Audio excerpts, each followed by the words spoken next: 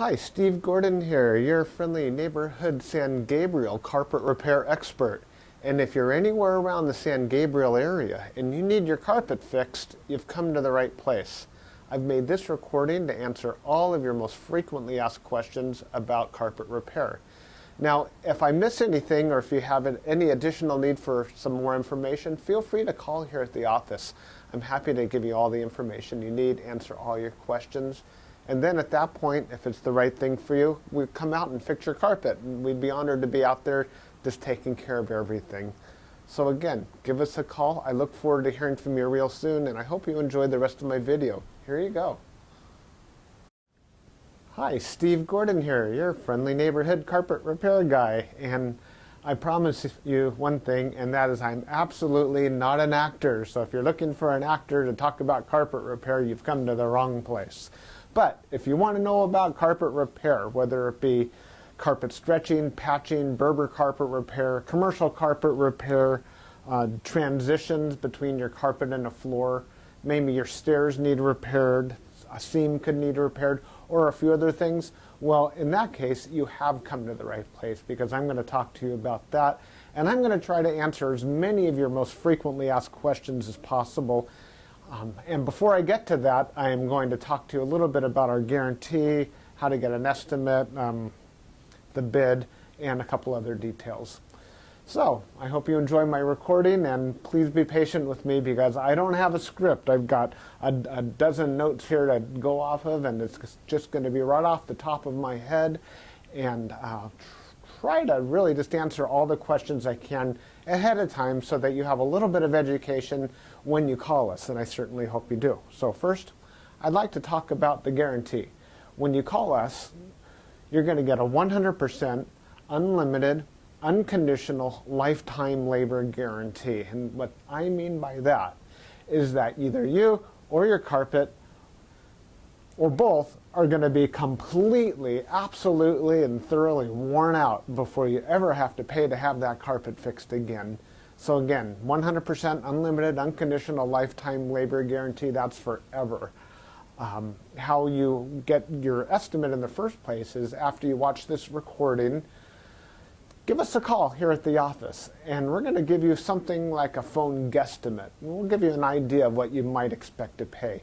We might tell you something like between $150 and $300, or we might say between $200 and $400, or something like that. We're not going to know exactly, or even not even all that close, how much it's going to cost to have us fix your carpet for you. So if you feel like we're in the right sort of price range, then we're going to schedule an appointment to come on out and actually give you an absolutely free, no obligation bid. At that point, if you feel the bid is fair, and I'm sure you will because it's our business model to give you a fair price so that we could do the job right then and there all in one trip. We would really love to just do it in one trip. Now, I understand that sometimes you need to get a bid on one trip and then come back at a different time, have us come back at a different time to actually do the work.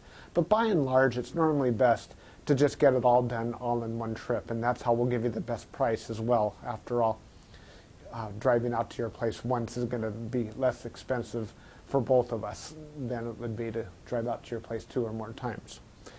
Now, another thing about the absolutely free, no obligation bid is at that point we're going to actually have an opportunity to see the work. We're going to see exactly what needs to be done, because you see, when you call us on the phone, even though you think you've explained the situation thoroughly, it's very likely that either myself or one of my assistants here that helps me answer the phone won't really understand exactly what we're dealing with until we actually see it. And so that's why we really do want to come out and give you a bid in person. And by the way, if you don't like the bid, if you don't think it's fair, we're going to walk away absolutely empty-handed, and that makes us sad. So sad, because we want to be out there, we want to fix your problem and put a check in our pocket and go off to the next one. After all, this is what we do for a living. This is how we feed our families. Speaking about money, please don't pay cash. We would really prefer that you pay with a check made out to Creative Carpet Repair, or use a credit card. You can call in the office with a credit card. So cash, it's against the agreement I've made with all my contractors. Now, If you work with me directly, if I'm the actual contractor that shows up to your house and you want to pay me cash, I'm happy to take it. But for any other contractor throughout my entire company, please don't pay cash. Now, I want to talk a little bit about the carpet repairs. I've got a little bit of housekeeping out of the way. Let's talk about carpet stretching. Most people wonder why the carpet is all rippled up. So if you look out at your carpet and you see more waves than the ocean, or it's more rippled up than you can believe, and there's peaks and valleys in your carpet and you're getting seasick just looking at it, or if it's a trip hazard, there's a real good chance that your carpet was never stretched in tight enough to begin with. You see, whoever stretched your carpet the first time around more than likely didn't use a power stretcher. Now what a power stretcher is a pole that it butts up against one wall on one side of the room, and this pole runs all the way across the room to a head that's on the other side. And when we push down on this handle, the carpet gets stretched, and it gets stretched so tight that we have no doubt at all that we're going to be able to live up to that unlimited, unconditional lifetime waiver guarantee. That carpet will never ripple up again. You have my absolute word of honor on that. And if I'm wrong, we'll do it again for no charge at all. When we stretch carpet in a room, it's always best to have the room completely empty. We could empty the furniture out of the room for you if that's what you need, but more often than not, the customer will want to get as much as possible out of the way. Now, don't strain yourself. Don't go moving a giant king-size bed or a dresser that weighs, more than 10 elephants. That's not cool. We have special tools. We have these sliders that we can put underneath the legs of the furniture. So even if your dresser weighs a couple hundred pounds and it's harder than heck to move, we get those sliders underneath there and we can move that stuff around if that's what we need to do. So don't strain yourself moving the furniture. Also, if you have a king-size bed and it's just completely unreasonable for whatever reason to move that bed, quite often we could stretch the carpet in that room without moving the bed. It's a lot more work. Those poles that I spoke about, they go actually underneath the bed, so we stretch the carpet right underneath the bed to the other wall. And it's a lot harder. It takes us a lot more time and effort, but it can be done. So that's a little bit about carpet stretching. We use a power stretcher. We don't just kick it in with our little Susie Homemaker little knee kicker, and it leaves a little bit of extra carpet at the end. We cut off that excess, and you'll see how much carpet we cut off when we're done. We throw it in a bag, and we tuck in the carpet along the edge, and boy, life is good. It looks so much better. One thing that you might be aware of when we finish, though, is if you had large ripples, the carpet could be soiled along the top ridge of those ripples more than at the valleys, and that makes sense. Where you're walking, that's where it's going to get more dirt. So after you stretch the carpet is a real good time to have the carpet cleaned. Also, the carpet's out of the room, and the furniture is out of the room, and it's just a great time to clean the carpet. It looks a lot better at that point. Mind you, like I said, this is unscripted, so I'm just going to talk to you about carpet repair. Now let's talk about Berber carpet repair for a minute. Berber carpet repair has rows. Well, Berber carpet has rows. And actually the word Berber carpet, or the name Berber, it isn't exactly accurate. Berber carpet actually comes from a place out in the Middle East, country or countryside, where the area is called Berber, the Berber people or something like that. Anyhow, it's a very expensive rug, Berber rug. That's the actual meaning of the word Berber rug. The Berber carpets that we find today are very similar. There's loops and there's rows, and if you pull on one of those loops, or rows becomes unglued somehow, it could make a run, what we call a Berber run. So when you pull on that thread, it's like it's unzipping right in front of you. It's like, oh my gosh, what has happened? I've got this zipper run going all the way across the room. Now your higher end Berber carpet, that doesn't likely happen. It almost never does. But the lower end, middle of the road and lower end Berber carpet runs all the time. So when we fix a Berber carpet, what we're going to want to do is take out the bad area and patch a new piece in there. Sometimes we could actually weave a little bit of some new loops right into the place where that carpet has come unfurled. But more than likely, we're going to want to put in a Berber patch in that area. One reason that Berber comes apart at the seams is because the carpet was never sealed at the seams well enough to begin with. Your carpet installer that originally installed that carpet was supposed to use a latex sealer or even a glue gun or something to seal the edges of the carpet. Now, if they don't seal the edges of the carpet, that's one reason that Berber carpet's just going to unfurl like crazy. So when we put in a patch or fix a Berber carpet, that area gets sealed. Now, we give the unlimited, unconditional lifetime waiver guarantee on Berber carpet as well.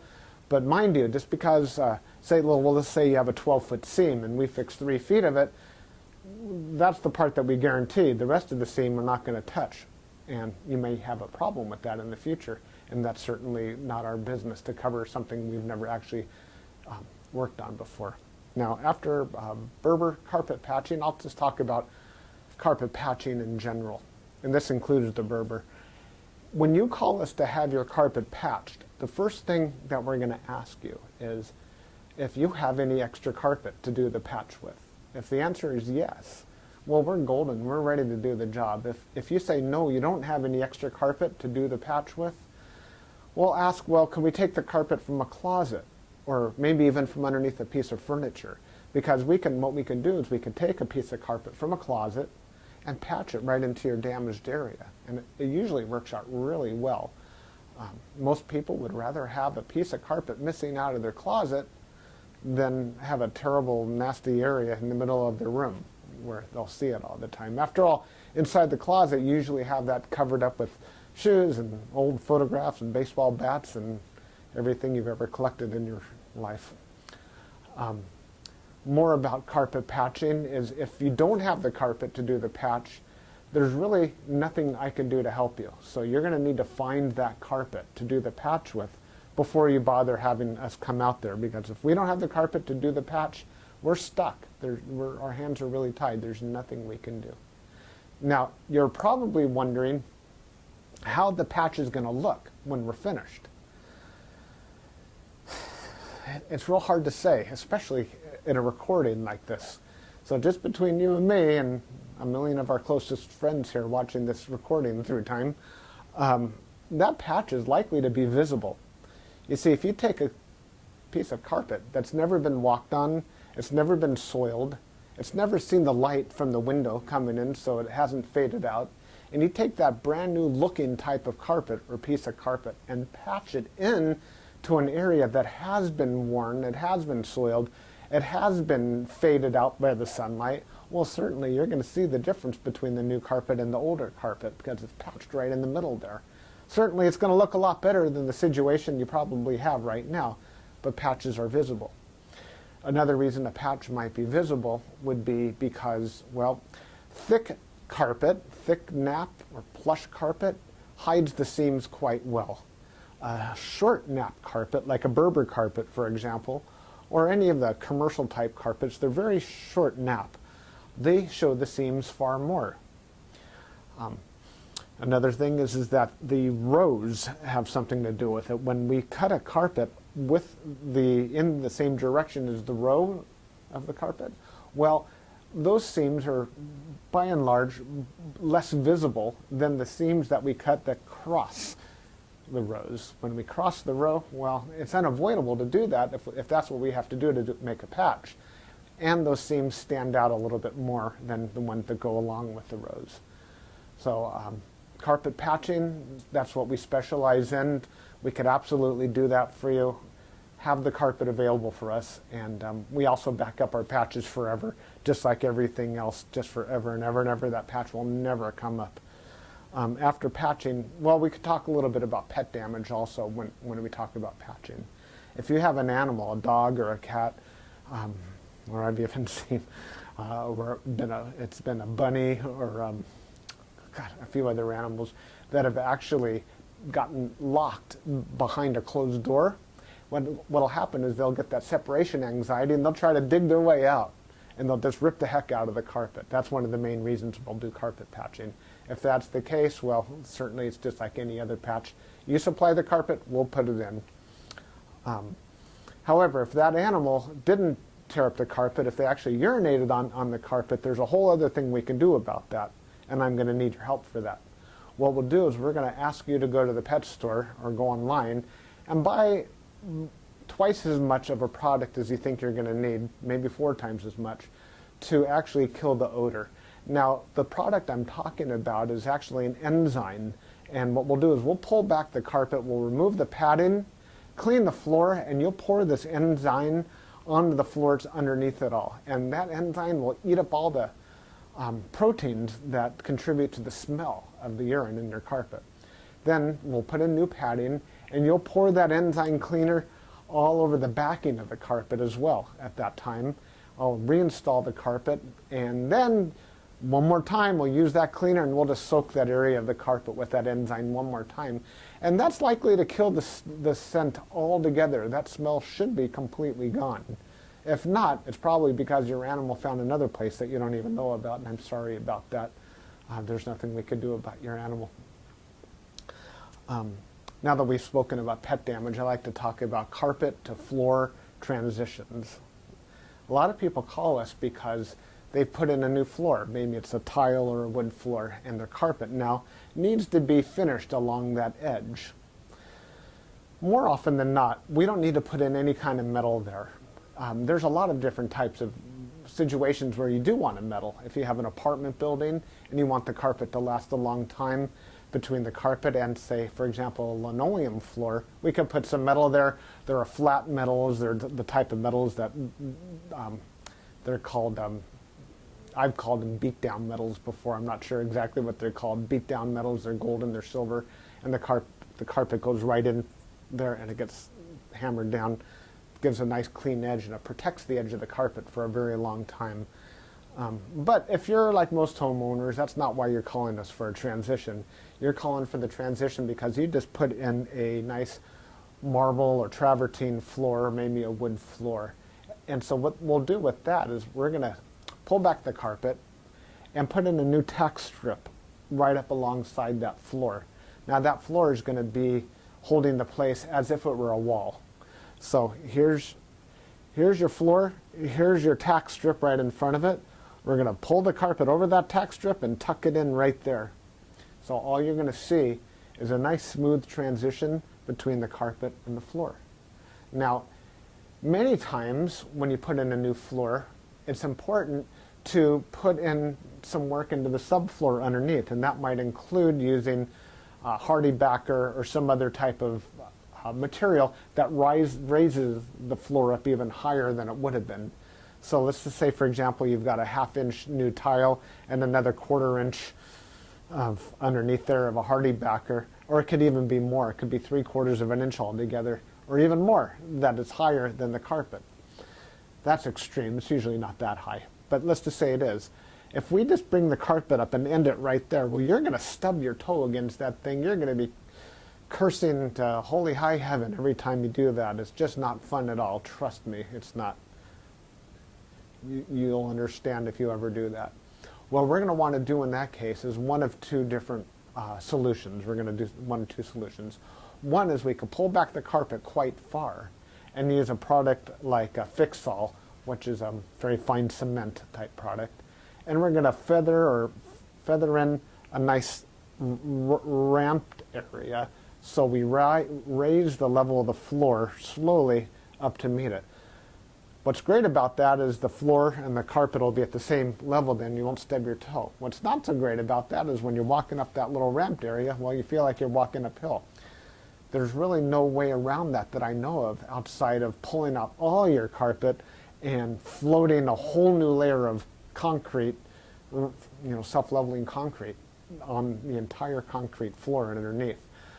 That's a lot of work. It's possible that would be the perfect way to do it if I were working on a $10 million home in Beverly Hills. That's probably what I would be doing. I would be raising the entire floor to be level with, so the carpet could be level with the floor. But here in the real world, what we'll normally do is rise it up with some Fix-All, or we could do it even easier. We could use shingles, cedar shingles.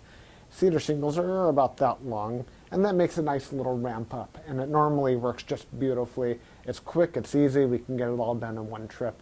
So we're going to raise the level of the carpet right up to the level of the floor, and you're just going to be happy as can be about that. Some transitions are round, curved. Other transitions could be squared. There's 100 types of transitions out there. And if you look on the internet under carpet to floor transitions, you're going to see a lot of examples. Perhaps even on my website, you can see some other examples. And so when you call us, you can explain what you're dealing with, and that would help us with the program here.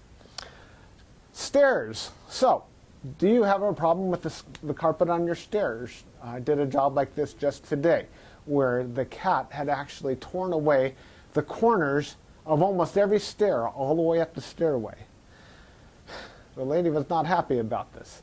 My solution to this was that, well, first of all, I asked her, do you have any extra carpet? And the answer was yes. You can take the carpet out of a closet.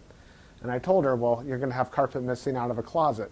And she said, well, that's fine. You can put this carpet in the closet. So she had something that didn't match at all.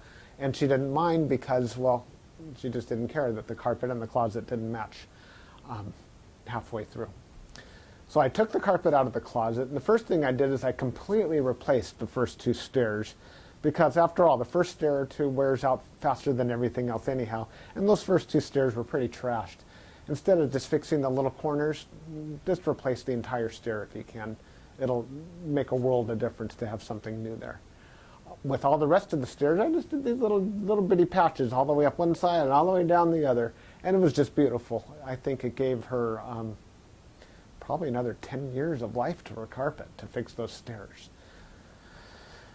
Another thing you could do with stairs, what some of my customers have done, and I love this idea, is replace the entire stairway by, well, let me back up a little bit. Let's just say you have a 3 or 4 bedroom house, and it's the same carpet throughout the entire house, and your stairway is pretty much in the middle of it all. And if you replace the carpet on your stairs, well, it's going to be a slightly different color than the rest of your carpet, and that's going to look low class, and we don't like that, do we? No, we don't.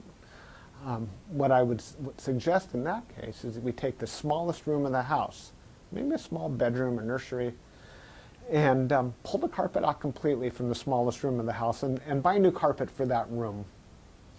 Then we have maybe a 12 by 12 piece of carpet, and we can replace the entire stairway with that carpet. That way it matches the entire rest of the house except for that one room. That'll easily save you $4,000, $5,000, $6,000, $7,000 right there. And it's a lot less work too.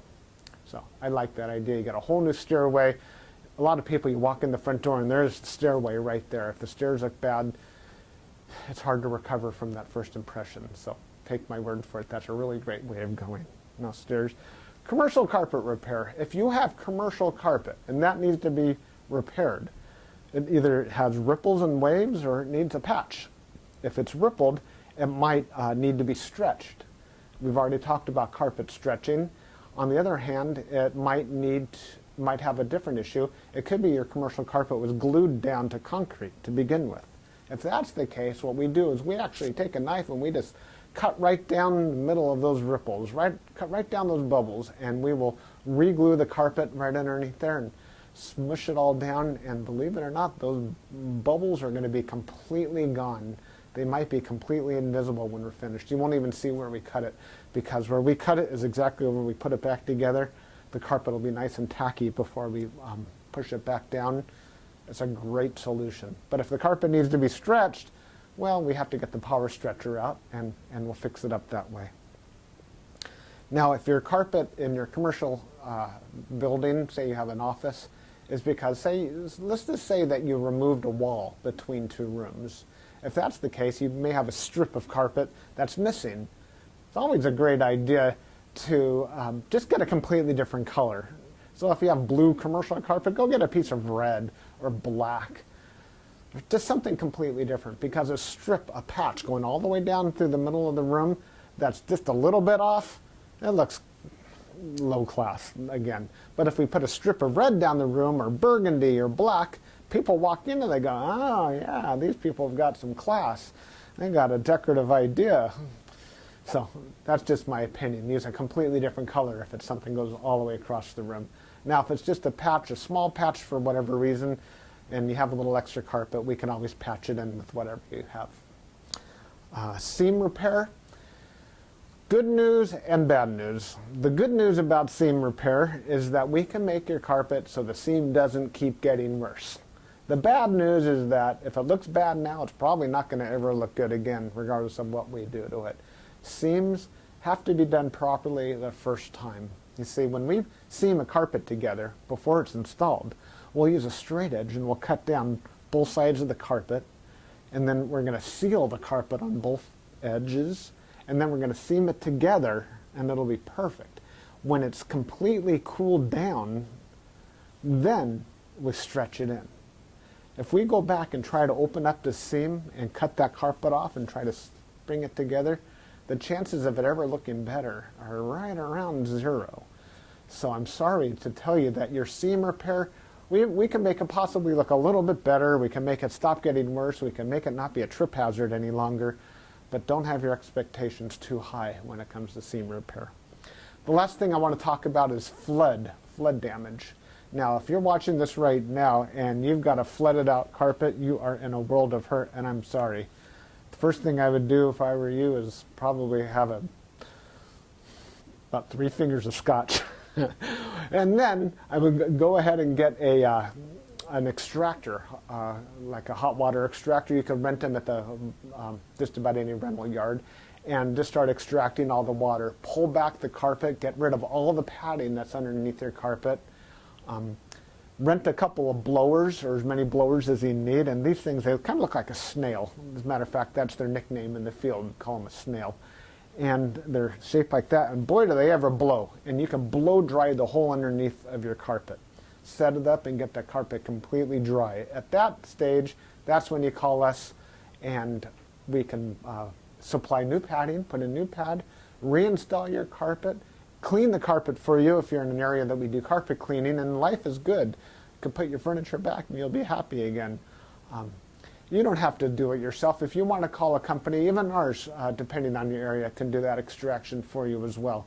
Now, if it's really flooded, I mean, seriously, like you're ankle deep in water, don't even bother. It's beyond almost everybody's ability. That means that your baseboards are all going to be all wet. A professional company will come in, remove your baseboards, and we don't do that ourselves. They'll remove your baseboards, they'll drill holes in the wall, attach blowers to your walls, and blow dry the entire area, inside the walls and out, the carpet, the floor, the whole shebang. And then we can come in and put the carpet back down at that point. So I hope that I've answered your questions. If you have any additional questions, now that you've heard me talk for the last I don't know how long, feel free to call me here at the office. I would be just tickled pink to hear from you. If I'm not here, one of my assistants, whoever answers the phone, will be well trained and will be able to answer any questions that you have about carpet repair. And then at that point, we'll be absolutely positively honored if you would have us just come on out to your place and fix your carpet for you. And that's all I have to say. Again, I'm Steve Gordon, and I promised I wasn't an actor, and by now you believe it. I'm a carpet repair guy, and I'll be looking forward to hearing from you, so please call me. Thanks. Bye-bye.